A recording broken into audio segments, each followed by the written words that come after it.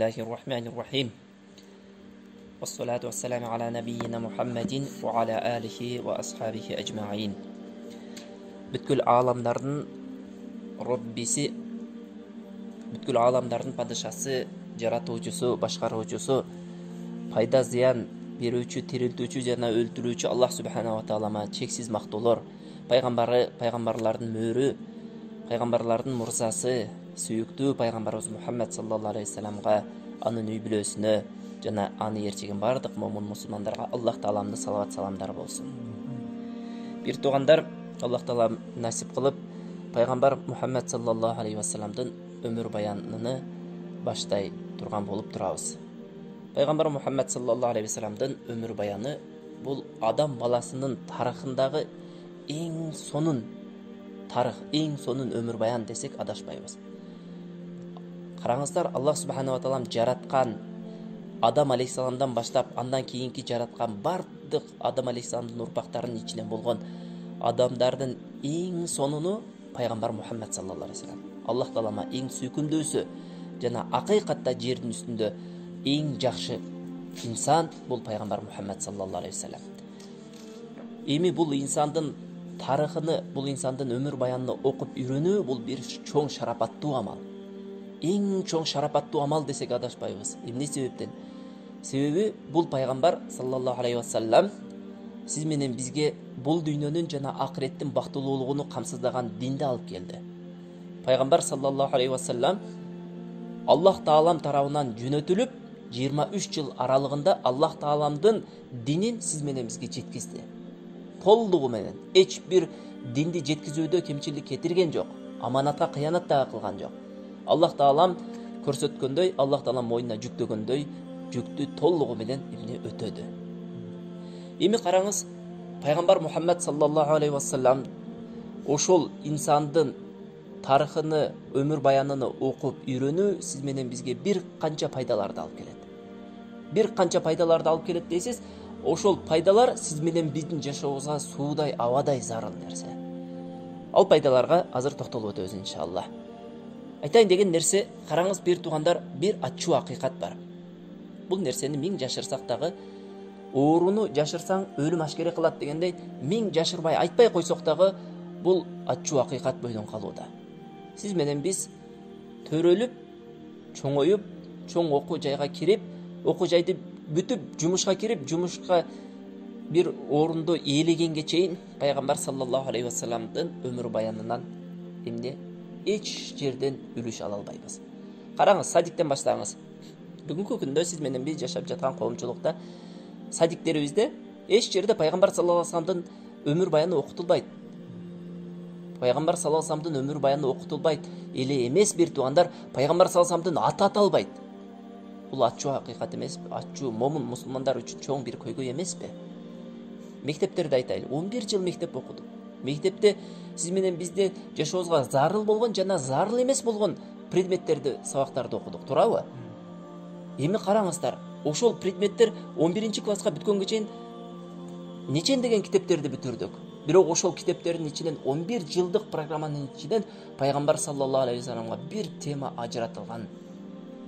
Эмне? Бир тема ажыратылган жер жок, бир туугандар.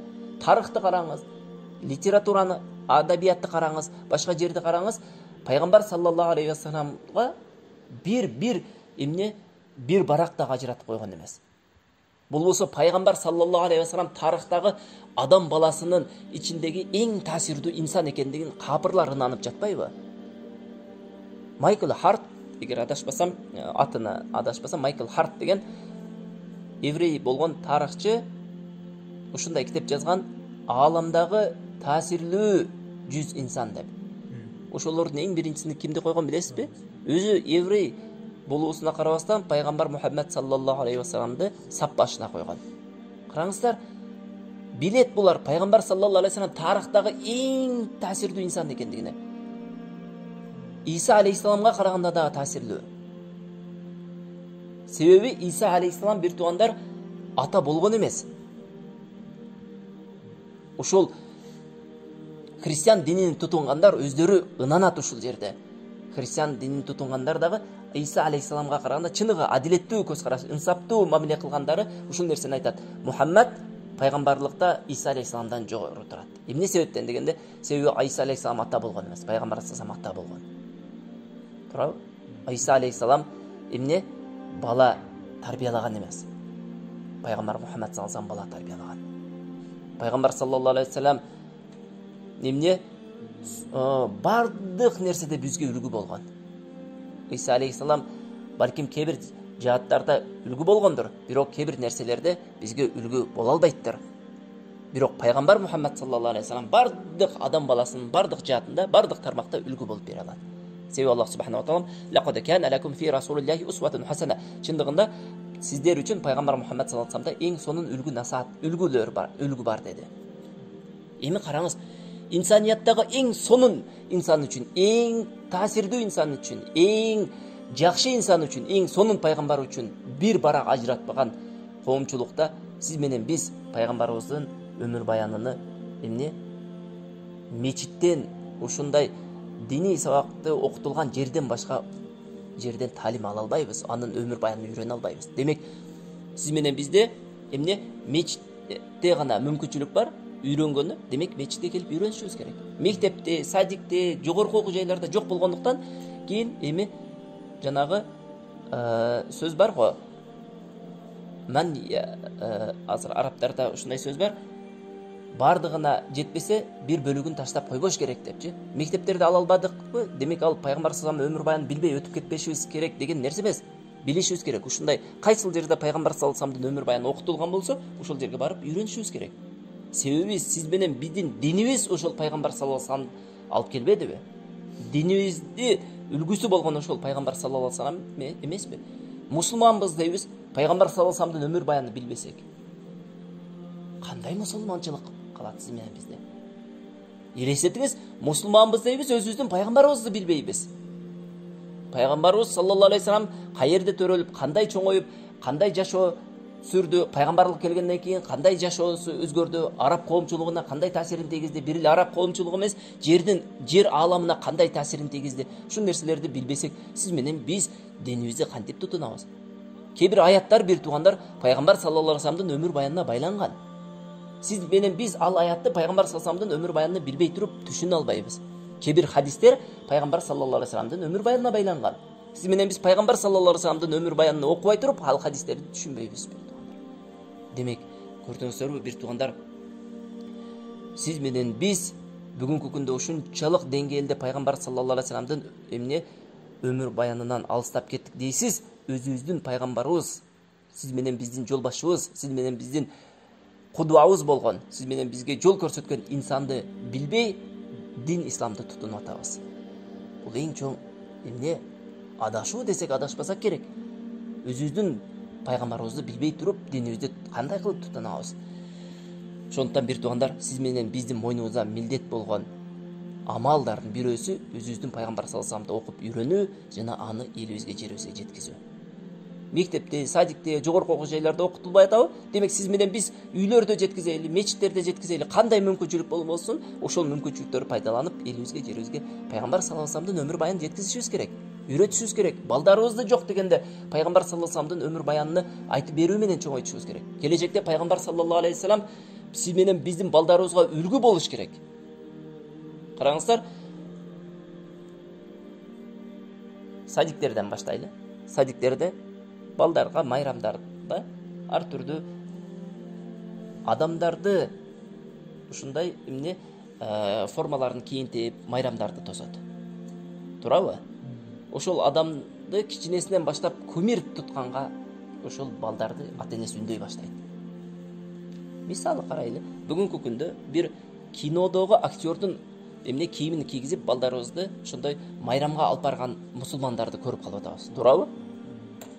Мисалы, жанагы кино бар, Пират Карибского моря деген.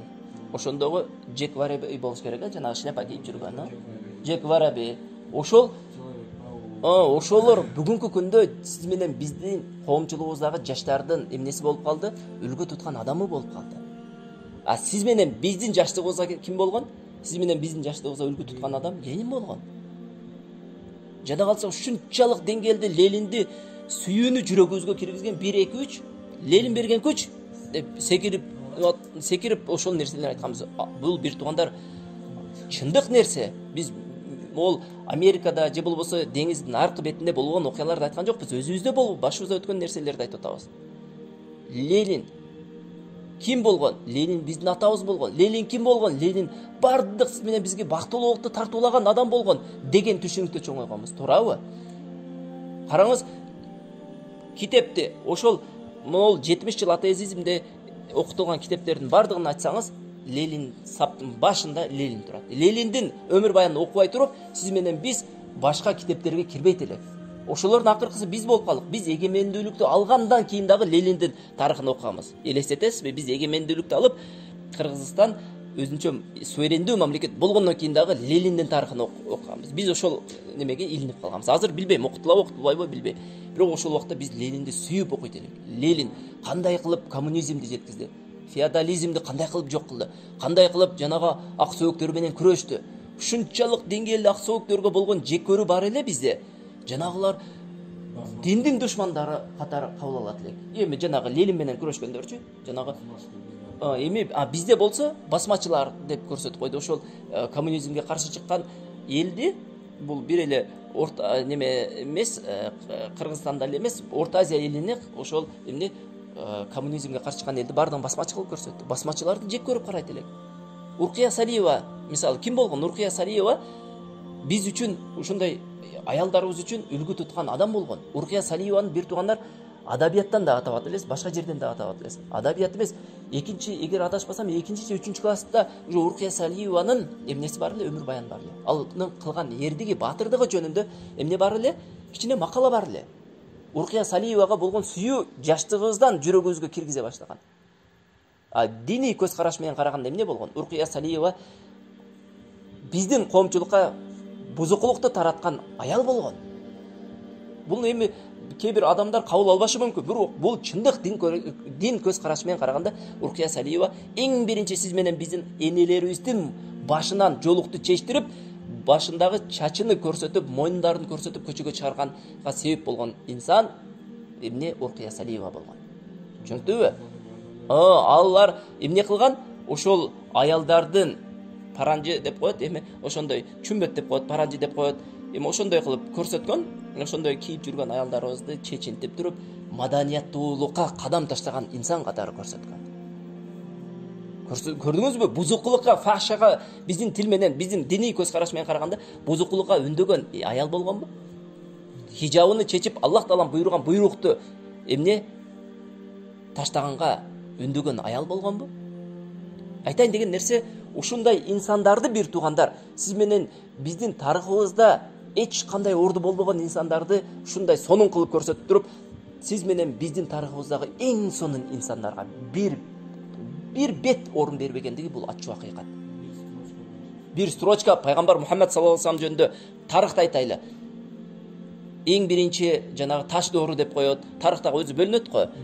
Ошол ортоңку кылым тарыхы, кандай тарых болбосун ошолордун бардыгын окуп келип, мисалы 11 класска чейин тарыхта ошонун бардыгын окуп бүтүрөбүз.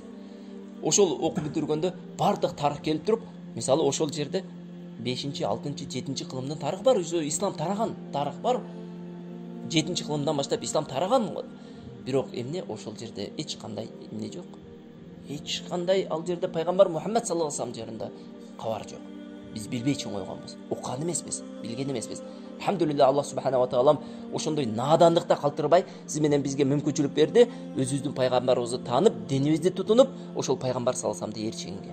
Эми ошол пайгамбар саллаллаху алейхи вассаламдын өмүр баянын окуп, ошол инсанды андан дагы көбүрөөк сүйүп, ошол инсанды бир эле ибадатта эмес, балким бардык жашообуздун тармагында үлгү тутканга аракет кылууга эмне себептерин аткарышыбыз керек. Ал себептердин эң биринчиси ошол пайгамбар саллаллаху алейхи вассаламдын өмүр баянын окуп үйрөнүү. Пайгамбар саллаллаху алейхи вассаламдын өмүр баянын окуп үйрөнүүнүн бир канча пайдалары бар. Ошол пайдалардын эң биринчиси пайгамбар саллаллаху алейхи вассаламдын өмүр баянын окуп үйрөнүү иманыбызга иман кошот. Тактап айтканда, иманыбызды бүчүрлөп, иманыбыздын кубаттуу болушуна себеп болот. Түшүнүктүбү? Демек, эң биринчи себеп, эң биринчи пайда пайгамбар саллаллаху алейхи вассаламдын өмүр баянын окуп үйрөнүүнүн эң биринчи пайдасы иманыбыздын кубаттуу болуусуна себеп болот. Түшүнүктүүбү? Себеби караңыздар, бир туугандар, пайгамбар саллаллаху алейхи вассаламдын тарыхын жакшылап окуп көрсөңүз, пайгамбар саллаллаху алейхи вассалам канчалык деңгээлде сиз менен бизге динин жеткизүү үчүн, Аллах Таалам тарабынан келген динди жеткизүү үчүн канчалык кыйынчылыктарга кабылганын көрсөңүз, иманыңыз ан сайын кубатталат. Сиз үчүн, биз үчүн караңыз, пайгамбар саллаллаху алейхи вассалам бир туугандар үммөтү үчүн өзүнүн жеке кызыкчылыгын таштап, динди жеткизип калайын деп, Аллах Тааламдын динини жеткизип калуу максатында өзүнүн жеке кызыкчылыктарын бардыгын кечип коюп туруп, эмне кылган? Үммөтүм туура жолго түшүп, бул дүйнөнүн жана акыреттин бактылуулугуна жетип калсын деп бардык себептерин аткарган. Караңыз, пайгамбар саллаллаху алейхи вассалам падыша болгон бир учурда, падышалар адатта кандай жерде отурат? Аршта отурат, такта отурат. Билебиз, каалаган нерсесин жейт, каалаган нерсесин ичет.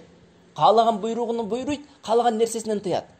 Ошол менен өзүнүн падышачылыгын көрсөтөт. Ошол менен өзүнүн башка адамдардан үстөмдүү экендигин көрсөтөт. Бул падышалардын адаты. Бирок пайгамбар саллаллаху алейхи вассалам падыша болуп туруп, ушул нерселердин бардыгынан баш тарткан. Пайгамбар саллаллаху алейхи вассалам жада калса, сиз менен биз олтурган жумшак төшөккө олтурган эмес. Пайгамбар саллаллаху алейхи вассалам сиз менен биз жеген эмне? Жанагындай күчтүү тамактарды жеген эмес. Бул акыйкат, бир туугандар. Пайгамбар саллаллаху алейхи вассаламдын казанында айлап от жагылбайт эле. Айлап от жагылбайт эле. Пайгамбар саллаллаху алейхи вассалам кадыр эле от жагып, ошол үй бүлөсүнү багуу менен алек болуп, бирок дават ишини кичине кыскартып койгонго. Бирок пайгамбар саллаллаху алейхи вассалам ал нерсени тамдабады. Пайгамбар саллаллаху алейхи вассалам динди тамдады, дават ишини тамдады, жана дүйнө ишинде эмне? Үй бүлөсү кичине мондой биздин тил менен айтканда күчтүү тамактарды жеп, роскошто жашабаса дагы, үй бүлөсүнө ушундай нерсеге разы болду дагы, бирок динини эмне кубаттуу, динини ушунчалык үммөтүнүн кызыкчылыгы үчүн динини жогору койду дагы, дават менен алек болду. Көрдүңүздөрбү? Демек ушул нерсени билгенде сиз менен биздин иманыбыз эмне болот? Иманыбызга иман кошулат.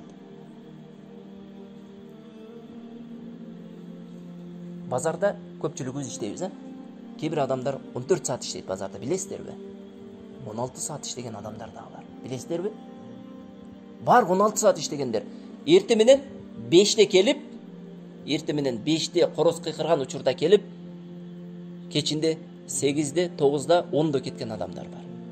Элестетиңиз. Бар бул. Нал сиз менен биз жашаган коомчулукта ошондой бар. Коттум ошолор дүйнөнү сүйгөндөй пайгамбар саллаллаху алейхи вассалам динди сүйгөн. Ошолорду пайгамбар саллаллаху алейхи вассалам алар дүйнөнү кантип сүйүп дүйнөгө кызмат кылса, ошону пайгамбар саллаллаху алейхи вассалам динине ошондой амал кылган деп элестетиңиз. Көрдүңүзбү? Эми караңыз, ошол пайгамбар саллаллаху алейхи вассалам кылган кызматтын, пайгамбар саллаллаху алейхи вассалам ушундай кылган даваттын эми анчалык болбосо дагы ошонун бир бөлүкчөсүнө сиз менен биз ошол нерсе менен алек боло турган болгондо, бул убакта сиз менен биз көрүп жаткан үммөт башкача үммөт болуш керек эле. Бирок бардыгыбыз өзүбүздүн дүйнөбүздү бүгүнкү күнгө чейин сүйүп дүйнөбүздү жогору койгондуктан пайгамбар саллаллаху алейхи вассаламдын өмүр баяндары окулбай атат, окулган жерде үйрөнгөн адамдар келбей атат. Туурабы? Караңыз. Бишекте тренинг болду. Тренинг дегенди билесиздер, биздин тил менен айтканда бир чогулуш болду, бир нерсени келип үйрөтүп кетти. Азыр эми заманбап тил менен тренинг деп коет. Тренингке Европадан бир адам келди.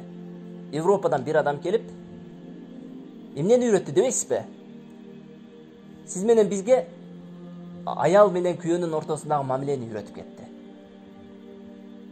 Аял менен күйөөнүн ортосундагы мамиле кандай болуш керек? Башка бирөө келди, бала тарбиялоону үйрөтүп кетти. Бала тарбиялоону үйрөтүп кетти. Башка бирөөсү келди, сиз менен бизге жашоодогу бактылуулукту үйрөтүп кетти. Канча сомдон кирди деп ойлойсуз ошол тренингке? Мусулмандар, мен ал жерде капырлар жөнүндө сөз кылган жокмун. Мусулмандар кирди ошол жерде, көпчүлүгү мусулмандар болду. Өзүнү мусулманмын деген адамдар. 500 сом адашасыз. Канча сом деп ойлойсуз? 1000 сом адашасыз. 30 миң, 40 миң сомдон. 30 миң, 40 миң сомдон. Караңыз, 30 миң, 40 миң сомдон ошондой тренингтерге киришти. Караңыз, жакында бир тренинг, бул дайым эле уланып тура турган тренинг, кандай кылсам менин бизнесим өнүгөт деген тренинг. Биринчи келип үйрөткөндө, эгер адашпасам 1000 сом же 2000 сомдон үйрөткөн. Анын уландысы бар экен.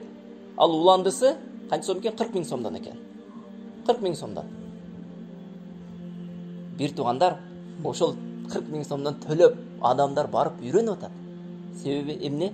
Ошол нерсени үйрөнүүдө кандайдыр бир деңгээлде дүйнөлүк бактылуулукка жетет. А бирок пайгамбар саллаллаху алейхи вассаламдын өмүр баянына бекер үйрөтүп атпайбызбы? 40 сом эмес, 40 000 эмес, 40 сом сураган жокпуз го. Болгону суу алып келип коюп койгуңуздар деп атабыз, тамагыбыз кургап калбасын. Ошол эле, башка эч нерсе эмес. Бирок караңыздар, үйрөнгөндөр аз. Бир туугандар, бул ачык акыйкат. Демек, сиз менен биздин жүрөгүбүздө бул дегени дүйнөгө болгон сүйүү күчтүү, пайгамбар саллаллаху алейхи вассаламдын динине болгон эмне сүйүү алсыз дегендиги. Ошол эле нерсе. Эми караңыз, андан дагы ачынарлуу нерсе, сиз менен бизге капырлар келип жашообуздун нугун үйрөтүп атат. Пайгамбар саллаллаху алейхи вассалам 14 кылым мурда ийне чүйүнө чейин көрсөтүп койгон бактылуулукту бүгүн бизге келип ошол капырлар үйрөтүп атат. Капырлар өзү бактысыз адам го, өзү негизинен карабайсыздарбы? Ойлонсоңуздар, капырлар өзү бактысыз адамдар го. Бактысыз адамдар кантип бизге бактылуулук үйрөтөт? Дейл Карнегин дегенди уксаңыздар керек, Дейл Карнегин укпаган адамдын өзү жок.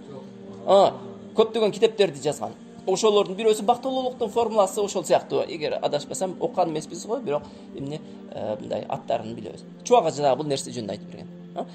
Караңыз, ошол инсан, бактылуулукту үйрөткөн инсан өзү бактысыз болуп өлгөндүгү жөнүндө кабардар болсоңуздар керек.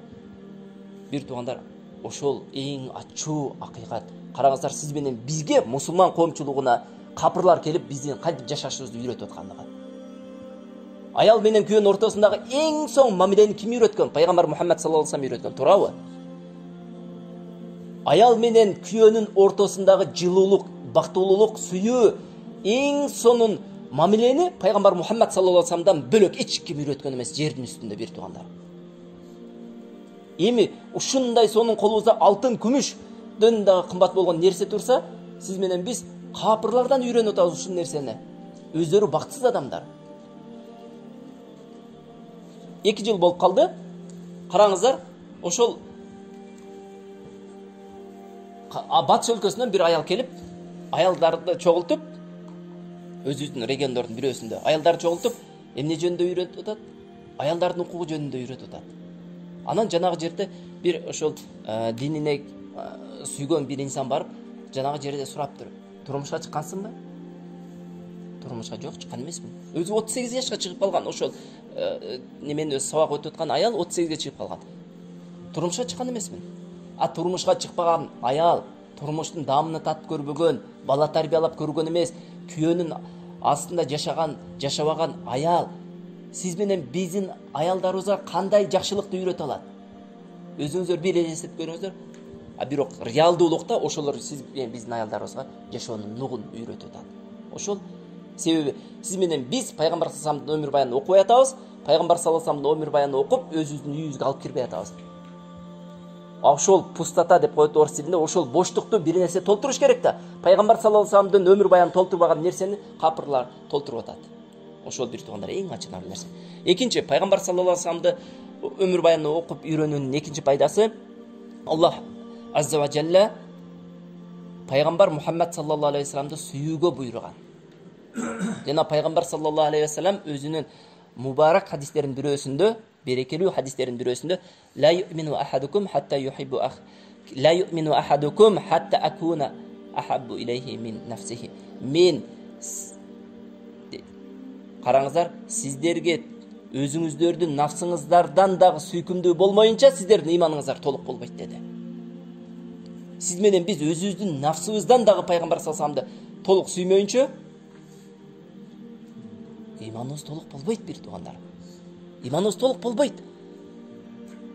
Пайгамбар саллаллаху алейхи вассаламды сүйүү бул бир эле келбетте эмес.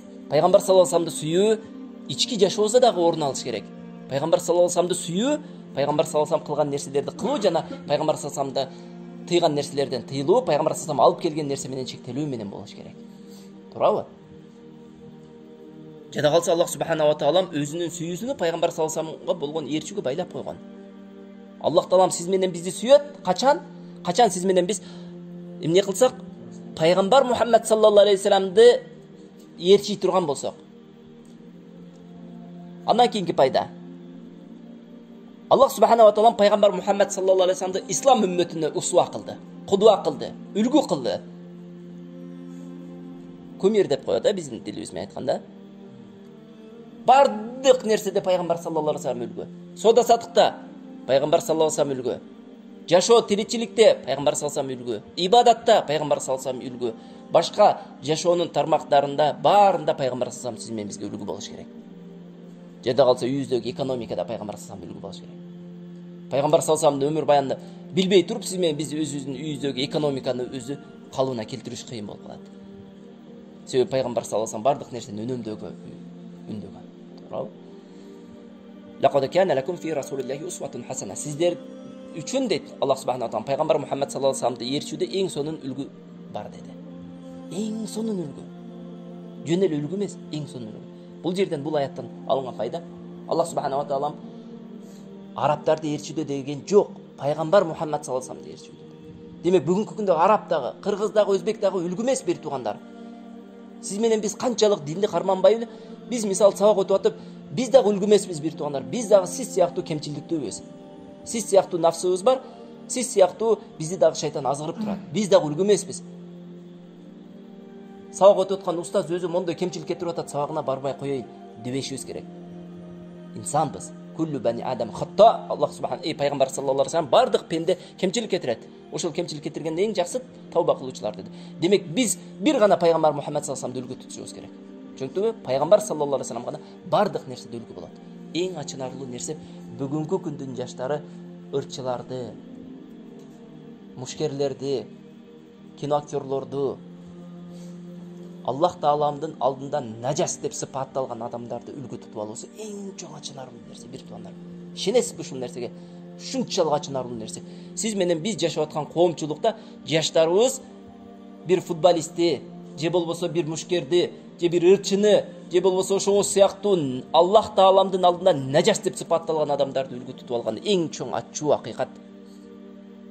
Пайгамбар саллаллаху алейхи вассаламдын өмүр баянын билбейт. Бирок сураңыз бир футболистти, Криштиану Роналдону сураңыз, тытып коет көбүнчө бүгүнкү күндөгү жаштар. Ишенесизби ушул нерсеге?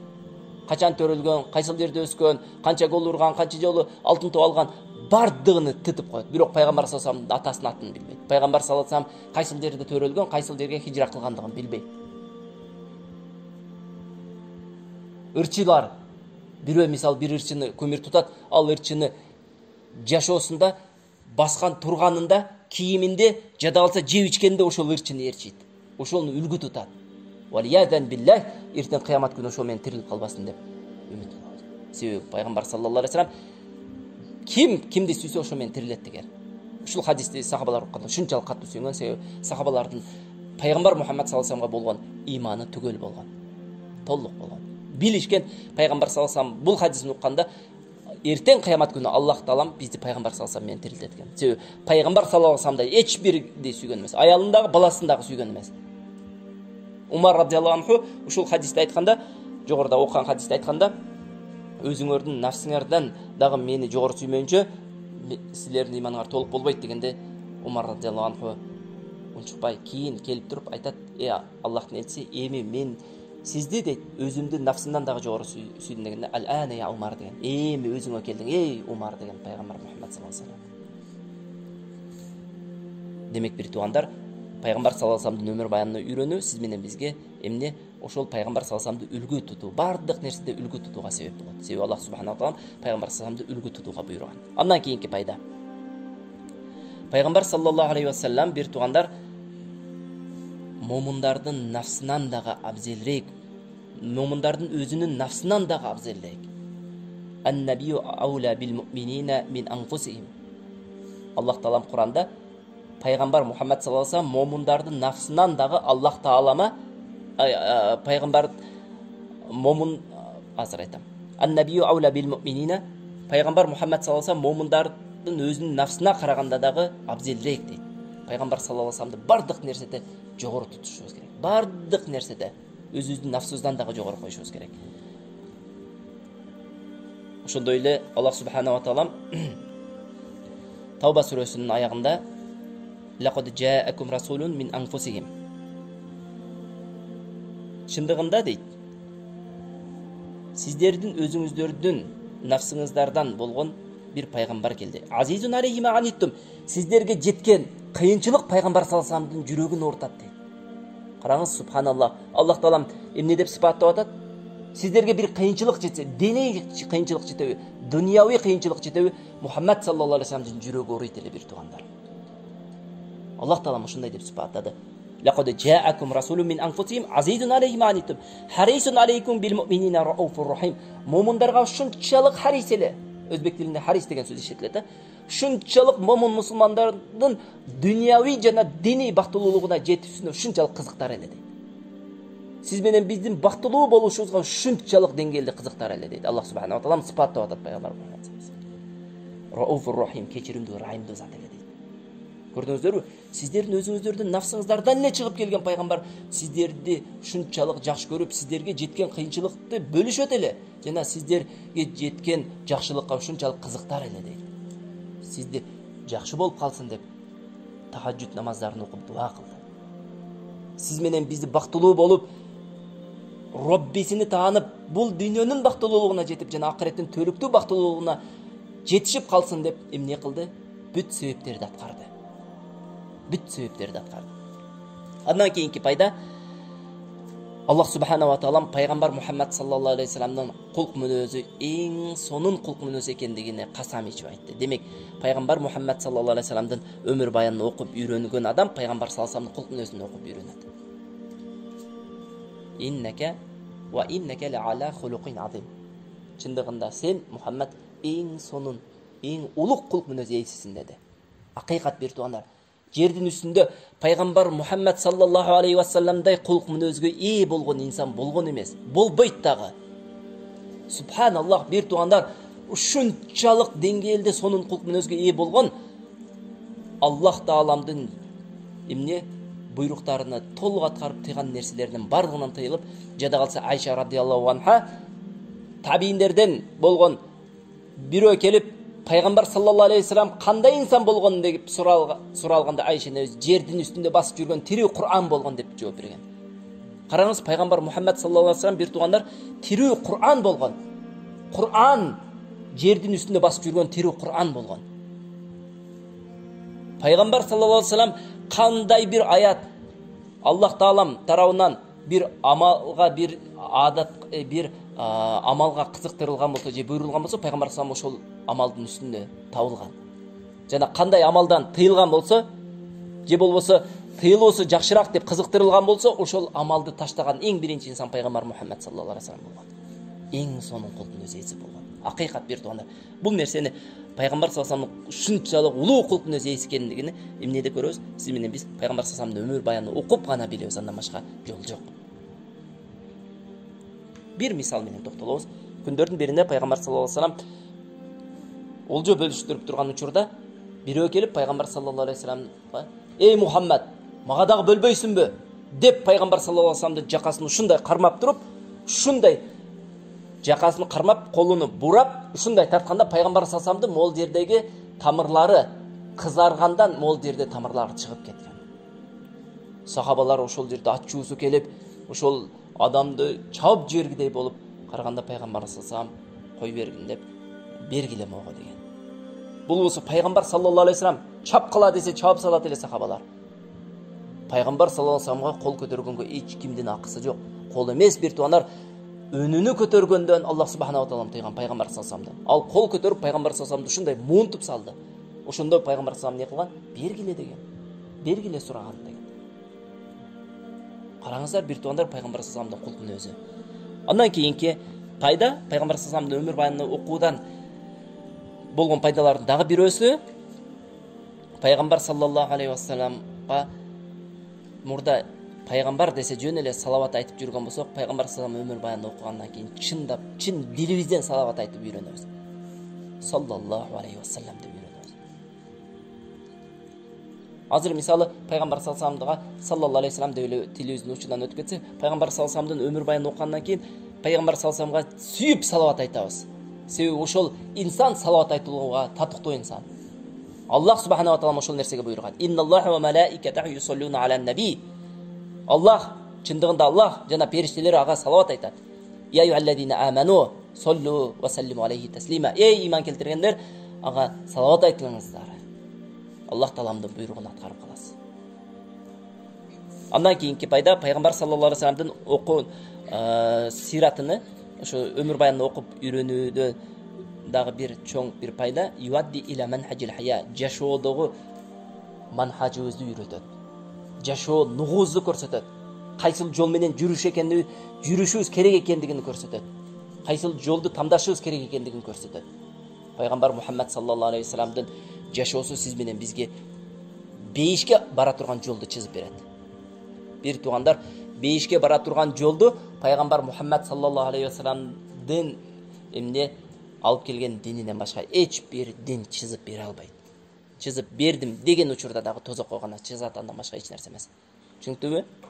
Андан кийинки 8-чи пайда пайгамбар саллаллаху алейхи вассаламдын өмүр баянын окуудан болгон пайданын эң акыркысы, биз жазгандардан акыркысы. Bundan дагы башка пайдалар көп албетте.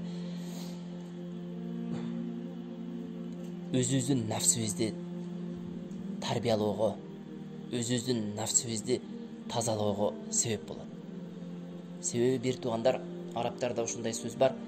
Kullu ummetin leyse lahu qudwatun fahiya da'iyatun.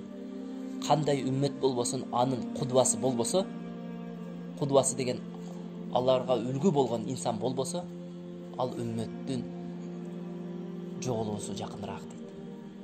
Бир туугандар, караңыздар, Аллах субханаху ва таала райым кылып, сиз менен бизди хидаят нематы менен нематтады. Хидаят нематы менен нематтап, статистикага жакшылап назар салсаңыздар, кымыш өлкөлөрү бар, кымыш өлкөлөрү мурда Советтер Союзундагы мамлекеттер. Андан Советтер Союзу ыдырагандан кийин өзүнчө эгемендүү мамлекет болгон. Ошо эгемендүү мамлекеттердин ичинен Орто Азия 5 мусулман өлкөсү, ошондой эле Кавказдан Азербайжан мусулман өлкөсү. А калгандары христиан динин тутунгандар. Статистикага жакшылап карасаңыздар, бир туугандар, Советтер Союзу бөлүнгөн учурда элинин саны боюнча эң көп Украина болгон. Бүгүнкү күндө ушул 2020-жылы эң көп азыр Өзбекстан. Мусулман өлкөлөрү алдын сапка чыкты. Караңыздар, ушунчалык тездик менен көбөйүп атат. Ал дегени мусулмандардын саны көбөйүп атат деген. Капырлардын саны азайып атат. Бунун чыныгы себеби эмне деп ар ким ар түрдүү баа бериши мүмкүн, бирок чыныгы себеби дин, бир туугандар. Дин, ислам динини тутунгандыктан ошол үммөт көбөйүп атат. Үммөттүн келечеги бар деген. Үммөт көбөйүп атат, демек анын келечеги бар.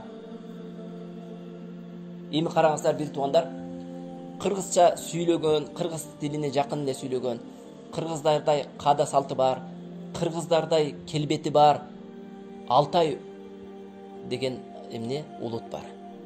Россиянын Алтайский край деген жеринде Алтай деген улуттар бар. Же болбосо якуттарды алыңыздар, кызылдар бар, же болбосо твинстер бар. Кыргыздарга аябай окшош кетет. Кээ бир тарыхчылар ошол Енисейдин боюнда калып кеткен кыргыздардын калдыгы деп айтат. Эми бул нерсени айтуудан максат, караңыздар, бүгүнкү күндө якуттар, алтайлар жоголуп кетүүгө жакын болуп турат, бир туугандар. Сиз менен биздин балким ата тегибиз бар бириккен улуттур ошолор. Бирок алар жоголууга жакын болуп турат. Көрөсүздөр дагы 50 жылдан кийин, Аллаху алам, бир 50 жылдан кийин алар кызыл китепке кирип калат. Бүгүнкү күндө кээ бир кызыл китепке кирген нациялар бар да, улуттар бар, ошолордун катарына кошулат. Эмне себептен десе, алардын албетте башка дагы себептери бар. Эң биринчи себеби динсиздик, шаман динини тутунгандык. Аларда бир идеологиянын жоктугу, аларда бир манхаждын жоктугу эмне кылды? Аларды жок кыйроого алып барып атат. Bunday улуттардан, bunday нациялардан нечен дегендер жок болуп кеткен дагы биз билбеген. Динсиздиктен. Өзүнүн ээрчи турган адамы жок болгондуктан.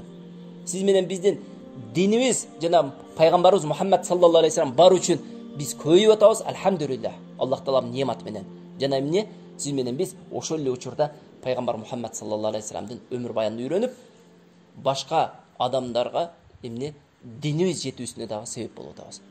Көрдүңүздөрбү бир туугандар, айтайын деген нерсе, кайсыл бир үммөттүн кудубасы жок боло турган болсо, ээрчи турган адамы жок боло турган болсо, ал үммөт жоголууга жакыныраак көбөйүүгө караганда.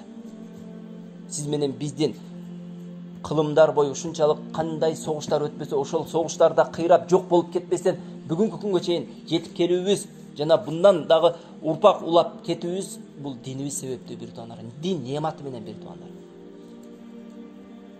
Караңыз, ошол якуттардан эң чоң ошол жок болуп кетип аткан себебини бүгүнкү күндөгү аналитиктер деп коет. Ошолордун айтуусуна караганда арак өтө көп ичкендиги, суук жер жана аракты көп ичкендиги. Ислам дини эмне кылды? Ислам дини арактан тыйды. Алхамдулилlah, биз жашаган коомчулукта туура бар эми кандайдыр бир деңгээлде, бирок көпчүлүгү азыр уже арактан баш тартып, арактан алысташып атабы? Демек бул уже келечекте жакшылык кабар. Жакшылык кабар бир туугандар. Арак ичпеген, туура жолдо жүргөн үммөттөн жакшы урпак келет бир туугандар. Ал урпактар келечекте элине, жерине, динине кызмат кылат. Демек, сиз менен биз бир туугандар ушул нерсенин бардыгын пайгамбар Мухаммад саллаллаху алейхи вассаламдын өмүр баянын окубастан орундата албайбыз. Демек, ушул жогоруда айткан нерселердин бардыгы пайгамбар саллаллаху алейхи вассаламдын өмүр баянын окуу менен келет. Бир туугандар, сиз менен биз эми китепке токтолобуз. Бүгүн бул киришүү эле. Бүгүн сабак, кийинки сабактан баштайбыз иншалла. Бүгүн ушул пайгамбар саллаллаху алейхи вассаламдын өмүр баянын окуудан пайда жана бул китеп жөнүндө кыска маалымат менен чектелебиз иншалла. Бул китеп Рахик аль-Махтум деп аталган китеп. Бул китепти Сафир Рахман аль-Мубаракфури деген Индиянын аалымы жазып чыккан. Бул китеп бир туугандар бир канча нерсе менен өзгөчөлөнүп турат. Караңыз, алхамдулилlah, сиз менен биздин тарыхыбыздын өзгөчөлүгү бир нерседе турат бир туугандар. Ким айтат? Ислам тарыхынын өзгөчөлүгү эмнеде башка тарыхтардан? Ким айта алат ушул нерсени? Ислам тарыхынын баалуулугу, ислам тарыхынын өчпөй уланып келаткандыгынын бир чоң бир себеби бар. Эмне себеп? Ким айтат? Туура. Ыкластуулук жана Аллах Тааламдан коркуу менен болгон жазуу. Караңыз бир туугандар, тарыхчылар, эгерде тарыхты жакшылап окусаңыз, бир тарыхчы айтайлы бир доордогу перстерди мактап жазса, бир тарыхчы ошол эле доордогу перстерди жамандап жазган. Анын себеби эмне дейт турган болсок, анын себеби берки перстерден зулум чеккен, а бирөөсү перстерден жакшылык көргөн. Жакшылык көргөнү мактап жазган, зулум чеккендиги эмне кылган? Жамандап жазган. Эки кайчылаш бир эле учурдагы перстин тарыхын жазганда эки кайчылаш пикирди табып калышы мүмкүн. Ошол эле учурда ошол тарыхты жазып аткан адамдарда иснат деген нерсе жок. Иснат деген, цепочка деген нерсе жок. Туурабы? Паланчы пустанчы айттыр, пустанчы ага айттыр, мындак айттыр, ошол менен. Жанагы бизде эмне деп коет? Уламыш деп коет бизде. Уламыш менен эле уланып келген нерсе. Ал болушу мүмкүн, болбой калыш ыктымалы бар. Көрдүңүздөрбү? 50-ге 50. Болушу мүмкүн, болбой калыш ыктымалы бар. Ал эми ислам тарыхы таквалыктын негизинде жазылган. Ислам тарыхында бир падышаны ал падышадан зулум чегип турса дагы таквалыктын негизинде жазган үчүн ал падышанын жакшы жагындагы, жаман жагындагы жазып өтүп кеткен. Бир доорду жазса, ошол доордун Аллах Тааламдан корккондуктан ошол доордо өзү жакшылыкты көрсө дагы, жакшылыкты көрбөсө дагы ошол доордун жакшылыктарын жазып өткөн, жамандыктарын да жазып өткөн. Бир адам жөнүндө жазганда, ал адамдын бардык сыпаттарын жакшысын да, жаман дагы жазып өткөн. Бул нерсеге түрткү болгон Аллах Тааламдан болгон таквалык, коркуу болгон. Эртең Аллах Тааламдын алдында мен тарыхчы катары тарых жазып, өзүмдүн үммөтүмө, пайгамбар саллаллаху алейхи вассаламдын үммөтүнө туура эмес тарыхты жеткизип калган адам болуп Аллах Таалам алдында караңгы жүз менен тирилип калбайын деп, жарык жүз менен тирилейин деп, туура тарыхты жеткизүү үчүн тарыхчылар тарыхты таквалыктын астында жазышкан.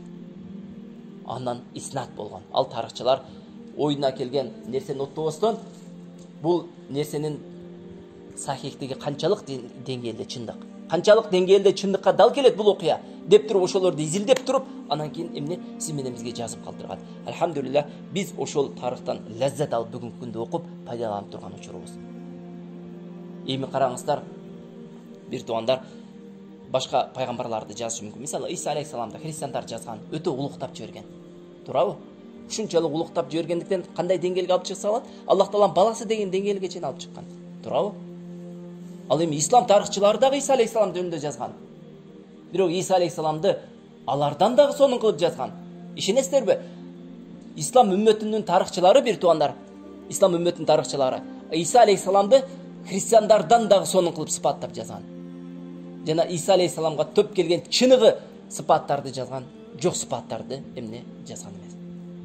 Демек, бунун артынан эмнени айткыбыз келип турат? Бунун артынан сиз менен биздин тарыхыбыздын өзгөчөлүгү, бир туугандар, такыбалыктын жана эмне иснаттын бар болгондугунда. Алардын тарыхында ушул нерсе жок болгондуктан, бир туугандар, алар бизге суктанат. Еврейлер мусулмандардын эки нерсесине аябай катуу суктанат дейт. Биринчиси ассаламу алейкум ва рахматуллах. Экинчиси ушул иснат деген ислам үммөтүнүн ушул эмне китептеринде иснат деген нерсе бардыгында. Цепочка. Буларда цепочка болгон эмес. Мисалы ислам үммөтүндөгү хадисти топтогон алымдар цепочкасы хадис алган эмес. Цепочкасы хадис алган эмес. Цепочкасы хадис деп эсептеген эмес. Цепочка үзүлүп калса, ал хадис даиф хадистердин катарына кирип калат. Демек, ушул нерседе сиз менен биздин жанагы бүгүнкү тил менен айтканда фишкабыз. Биздин өзгөчөлүгүбүз ушул нерседе. Демек, бул да болсо сиз менен бизди өзүбүздүн тарыхыбызды ушунчалык сүйүп окуганга себеп болот. Мисалы, тарыхтан кимди окугансыздар? Ким жөнүндө тарых окугансыздар? Манас, мейли, ооба, Манас эпос. Эми бул нерсени азыр Манас болбогон десем, Манасты жакшы көргөндөр чаап салганга чейин барышы мүмкүн да. Айтайын деген нерсе, мейли, Манас болгонбу, болгон эмеспи, Аллахка белгилүү нерсе. Болгон учурда дагы ошол сыпаттаган чыныгы бүгүнкү эпосто сыпаттагандай сыпатка ээ болгон эмеспи, ал дагы бир бүдөмүк нерсе. Туурабы? Ал дегенде бүгүнкү күндөгү Манастын бардык жоктугу өзү 50-50 деген, туурабы? Болгон учурда дагы майлы, макул биз бар дегенде алган учурда дагы ал бүгүнкү күндөгү сыпаттап аткан сыпаттарга ээби же эмес, ал өзүнчө бир бүдөмүк нерсе. А бирок пайгамбар саллаллаху алейхи вассаламды окуп атканда мындай суроо келбейт. Бул бүдөмүк болгонбу, болбогонбу деген суроо келбейт. Пайгамбар саллаллаху алейхи вассалам тарыхын окуп атканда эмне? Болгон деп бекем ишенебиз. Себеби бул нерсени тарых аалымдары изилдеп, кылымдар бою эмне кылган, сиз менен бизге чайнап оозубузга алып келип койгон. Сиз менен биз жутуп эле коюшубуз керек болду. Алар изилдеп бүт сахих эместерин сыртка чыгарткан. Мына китептин өзгөчөлүгү Сафиюр Рахман аль-Мубаракфури Хафизахуллах жазган Рахиқ аль-Махтум деген китептин өзгөчөлүгү ушундай ислам тарыхына дагы ушундай жалган маалыматтар кирген. Толугу менен ислам тарыхы ушундай жалган маалыматтардан алыс деп айта албайбыз, бир туугандар. Кирген. Бирок ошондой маалыматтардан алыс болуп, оолак болуп, колунан келишинче сахих риваяттардын негизинде жазган китеп ушул Рахиқ аль-Махтум. Биринчи өзгөчөлүгү. Экинчи өзгөчөлүгү кыска жана нуска. Өтө кыска болуп, бир окуяны башыны, ортосун, аягын эле баяндап койбостон. Ошол эле учурда өтө узун кылып, том кылып, сиз менен бизге окшогон карапайым көп китеп окуган адамдарга оор кылып жазбастан бир томдуу китеп кылган. Өтө сонун кылган. Бир туугандар, акыйкатта бул китептин ушундай сонундугуну башка китептерди окуп келип туруп ушул китепти окусаңыз, ошондо сезесиз. Бул китептин өзгөчөлүгүнү бир инсан анализ жүгүртүп жүргөн инсан өзү араб тилинен окуган эмес, бирок орус тилинен, башка тилдерден көп китеп окуган экен, ошол инсан бир нерсени айтып берет. Аябай таасирленгенбиз ошол нерсени айтканда. Мен көп китеп окудум дейт. Ибн Хишамдыкын окудум дейт. Дагы башка бизде бир канча которулган адип башаты которгон пайгамбар саллаллаху өмүр баяны бар. Дагы башка фоттор которгон пайгамбар саллаллаху өмүр баяндары бар. Баардыгын окуп көрдүм дейт. Салыштырдым дейт да. Айтат. Мисалы дейт, бир китепте дейт, пайгамбар саллаллаху алейхи вассаламды бир абышка катары сыпаттап койгон дейт.